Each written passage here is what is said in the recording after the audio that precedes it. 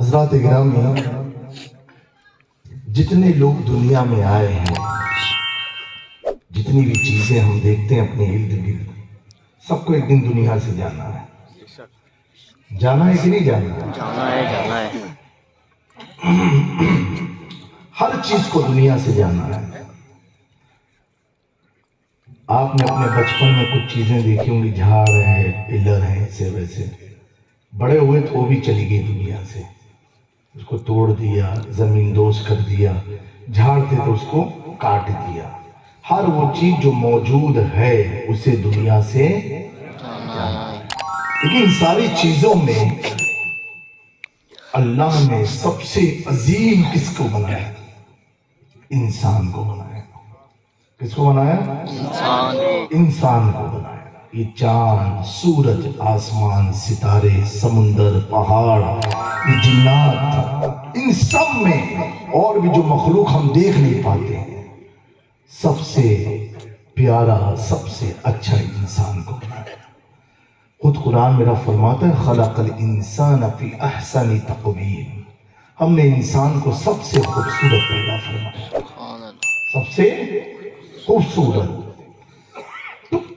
اور ہمیں اللہ نے اشرف المخلوقات کا تاج پہنایا ہے، مخلوق میں سب سے اچھی مخلوق، عزت والی، اشرف مخلوق۔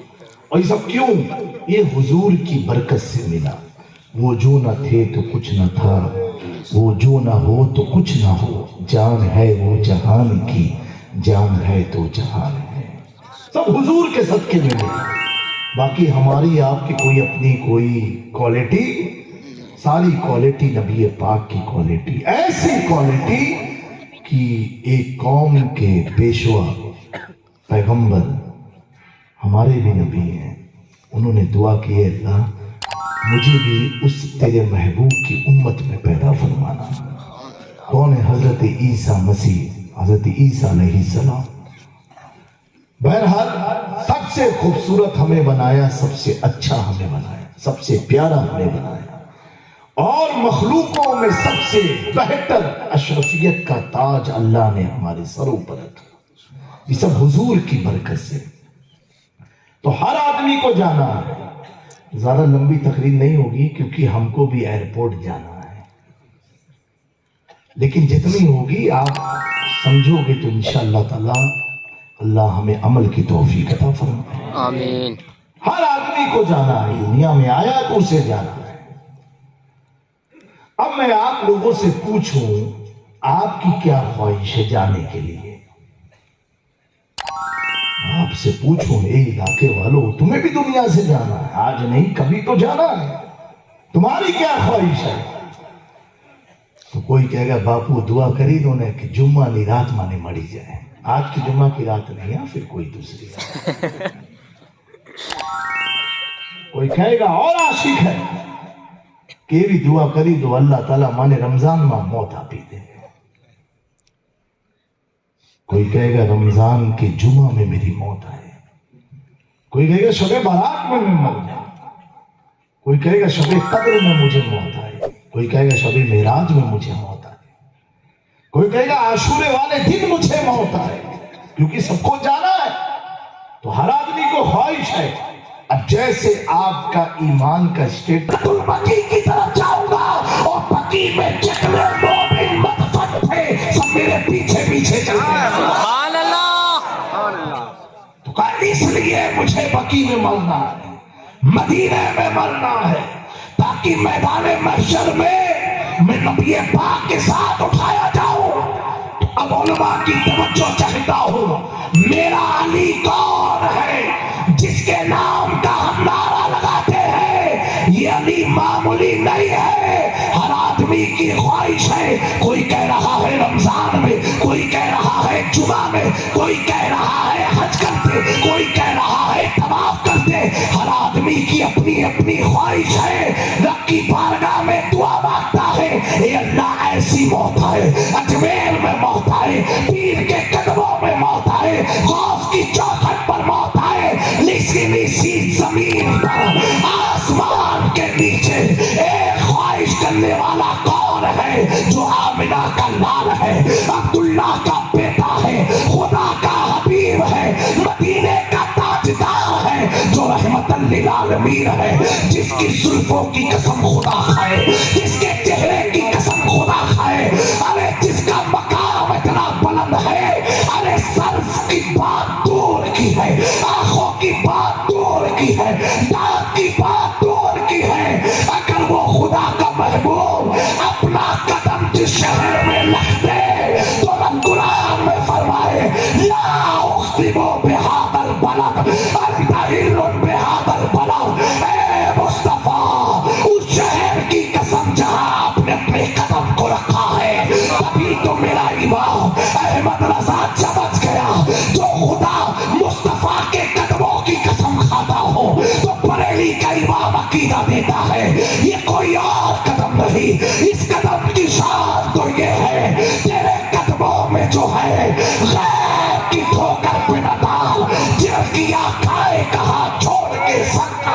सुभान अल्लाह, अल्लाहु अकबर, रिसालत या रसूल अल्लाह, अज़मत मुस्तफा जिंदाबाद, अज़मत मुस्तफा जिंदाबाद, रही हुजूर रईसुल आलमा जिंदाबाद, हुजूर रईसुल आलमा जिंदाबाद, नारे हैदरी यारे। वो मुस्तफा जाने रहमत जिसके हर आंसू की कसम खुदा खाता हो, जिसके मकाम को खुदा बयान करता हो। अब चलो पूछो आमिना के लाल से, गुंबदे खजरा के मकी से, ए मुस्तफा जाने रहमत, हम आपकी उम्मत आपके दरवाजे पर खड़े हैं। हमारी सबकी ख्वाहिश तो ये थी, रमजान हो, जुमा हो, ईद हो, लैलतुल कद्र हो, आका की ख्वाहिश क्या थी? तो प्यारे आका की तुरबत से आवाज आएगी, मेरे आका इंतकाल से पहले ये दुआ फरमाते थे। कौन सी दुआ? अबू हुरैरा ने भी सुना, अबू बकर ने भी सुना, उस्मान ने भी सुना, उमर ने भी सुना, कबो 10,000 की तादाद में सहाबा ने सुना। आका फरमाते थे, ए अल्लाह, उस वक्त तक मुझे मौत ना आए जब तक मैं अली के चेहरे को ना। सुभान अल्लाह, हैदरी यारे, हैदरी यारे, हैदरी यारे। ए अल्लाह, उस वक्त तक मौत ना आए जब तक मैं अली को ना देख लूं, अली को ना देख लूं। वजह सिर्फ इतनी थी, उसी मदीने के आका ने फरमाया था, अबू बकर को देखना 22 से برکت ہے، عمر کو دیکھنا باعث برکت ہے، عثمان کو دیکھنا باعث برکت ہے۔ اور علی کے تعلق سے فرمایا تھا علی کی چہرے کی طرف دیکھنا یہ عبادت ہے، عبادت۔ مصطفیٰ یہ پیغام دے رہے ہیں علی کو، علی کی طرف دیکھنا صرف ایک مرد کی طرف دیکھنا نہیں، ایک آدمی کی طرف دیکھنا نہیں، ایک بشر کی طرف دیکھنا نہیں، علی کو دیکھنا حقیقت میں خدا کی عبادت ہے۔ سبحان اللہ، سبحان اللہ، نعرہ حیدری یا علی ولادت مولا کائنات، زندہ باد، ولادت مولا کائنات، زندہ باد، عرص نوری سا سرکار۔ زندہ باد۔ اب کوئی کہہ سکتا ہے نوری شاہ سرکار کے عرس کا فائدہ کیا ہے؟ اتنی رات بیٹھ کے تمہارے بیٹھنے کا فائدہ کیا ہے؟ اس سے بہتر تھا مسجد کو آباد کر دیتے۔ میں انہیں جواب دینا چاہتا ہوں، فائدہ تو یہ ہے تو محروم رہا، ہم علی کا ذکر کر کر کے عبادتیں کرتے رہے، عبادت کا ثواب ملتا ہے۔ سبحان اللہ، سبحان اللہ، سبحان میرے دوستو، یہ شان ہے مولا کائنات کی۔ سبحان اللہ، کس کی ہے؟ مولا کائنات کی، جس کو حضور نے مولا کا خطاب عطا فرمایا۔ کس نے؟ حضور پیارے آقا نے، نبی پاک صلی اللہ علیہ وآلہ وسلم ابھی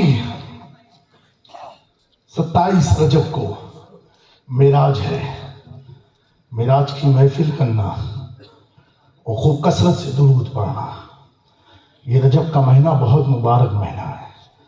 پیارے آقا فرماتے یہ مہینہ اللہ کا ہے، رجب شہر اللہ، شعبان شہری، اور رمضان کے بارے میں فرمایا کہ میری امت کا مہینہ۔ ایک دعا میں پڑھا رہا ہوں، آپ سب مل کے پڑھیں۔ اللہم اللہم بارک لنا بارک لنا فی رجب فی رجب وشعبان والشعبان وبلغنا وبلغنا رمضان، آمین اللہم آمین۔ پیارے آقا معراج میں گئے، اور جب معراج سے پلٹ رہے تھے تو جنت کے ایک کمرے میں داخل ہوئے، سبحان اللہ، داخل ہوئے اور ایک صندوق رکھی تھی، صندوق یعنی تجوری سمجھو۔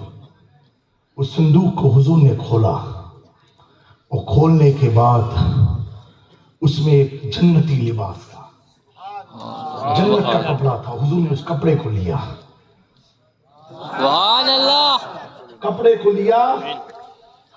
رب کی رحمت نے پیارے آقا سے پوچھا محبوب مجھے معلوم ہے یہ کپڑا آپ اپنے لیے نہیں لے رہے ہو، یہ کسی اور کے لیے آپ نے لیا ہے۔ سبحان اللہ، ابھی حضور نے ظاہر نہیں کیا ہے، رب کہہ رہا محبوب کسی اور کے لیے لیا ہے۔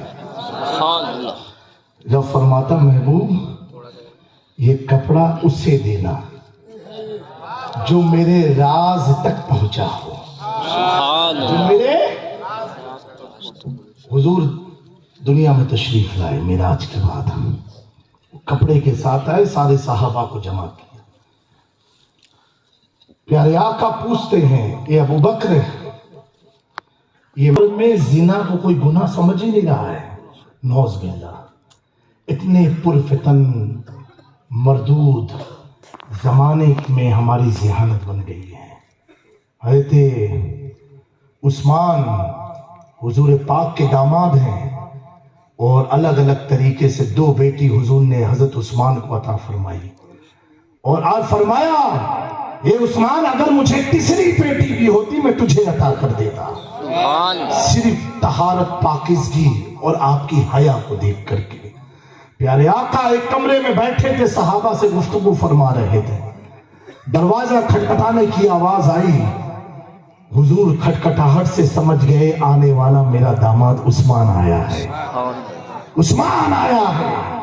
تو دروازہ کھولنے سے پہلے صحابی کھولنے گئے، حضور نے فرمایا ابھی کھولو مت، پہلے میری تہبند صحیح کر دو، لنگی صحیح، ابھی تھوڑا سا پیر کھلا تھا، اتنا پگ کھلا تھا، حضور نے فرمایا اس کو بھی صحیح کر دو۔ تو لوگوں نے پوچھا حضور سترے عورت تو مرد کا یہاں تک ہے اور آپ کا سترے عورت کے نیچے، یعنی بالکل درست ہے، پھر آپ؟ حضور فرماتے ہیں عثمان کے سامنے اتنا پیر کھلا رہنے میں بھی مجھے شرم آتی ہے۔ سبحان اللہ۔ یعنی کیسے حیا کے پیکر تھے عثمان غنی۔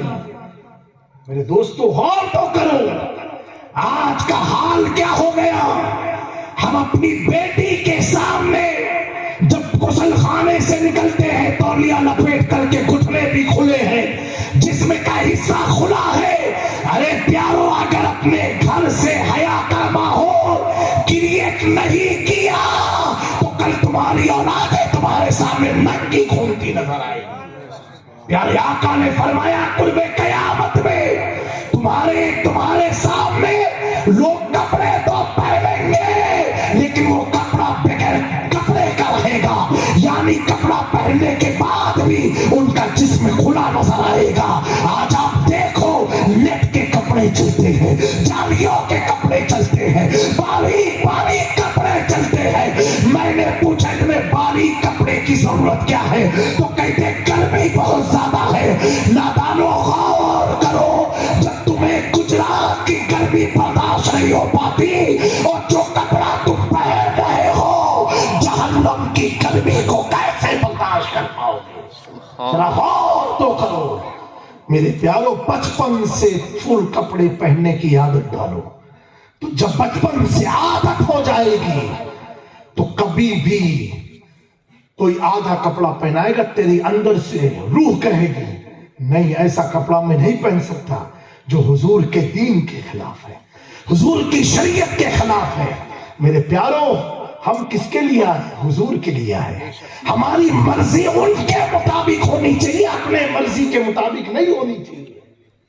اگر آپ نے اپنی مرضی کو نبی پاک کی مرضی میں ڈھال دیا تو دنیا کی کوئی طاقت تمہیں گرا نہیں سکتی، جھکا نہیں سکتی۔ ایک گاؤں والوں، اپنے اور اپنے گھر والوں کی حفاظت کرو۔ سمجھو حالات بہت خراب ہیں، ان سوشل میڈیا نے گھر بیٹھے بیٹھے ہر کمرے کو گناہوں کا اڈا بنا دیا۔ ہم کیا کیا دیکھتے ہیں، ہمارے ماں باپ کو کیا معلوم بچے کمرے میں کیا کر رہے ہیں۔ یہ انسٹاگرام ہے، یہ فیس بک ہے، یہ تمام سوشل میڈیا کے ذرائع یہ ایسے ہیں۔ اگر کوئی کہے میرا بچہ تو گھر کے باہر جاتا ہی نہیں، تو گھر ہی میں سب کچھ کرتا ہے تو گھر کے باہر وہ کیوں جائے گا؟ آج نوجوان اپنی جوانی کو تم برباد کر رہے ہو، شادی سے پہلے اپنی جوانی کو تم ختم کر رہے ہو، برباد ہو رہے ہو۔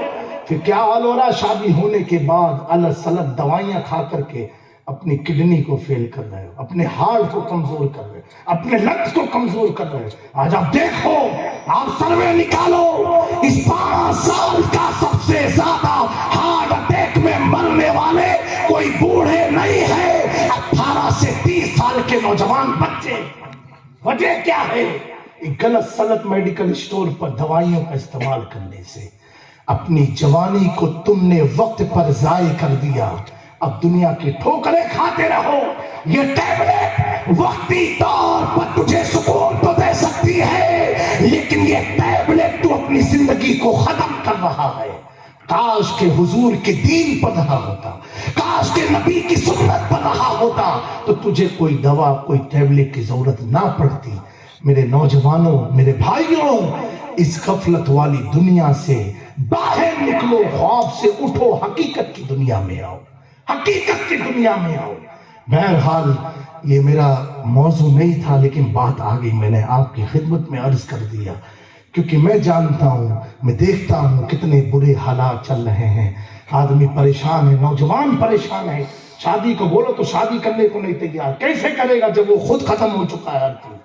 اور اگر ہے تو اس نے اپنے ناجائز اپنے ہاتھوں سے وہ حرکتیں کر ڈالی ہیں کہ اب شادی کرنے کے لائق ہی نہیں بچ پایا۔ آج کتنی کثرت سے یہ کیس پائے جاتے، اولاد نہیں ہوتی، اولاد نہیں ہوتی، اولاد نہیں ہوتی۔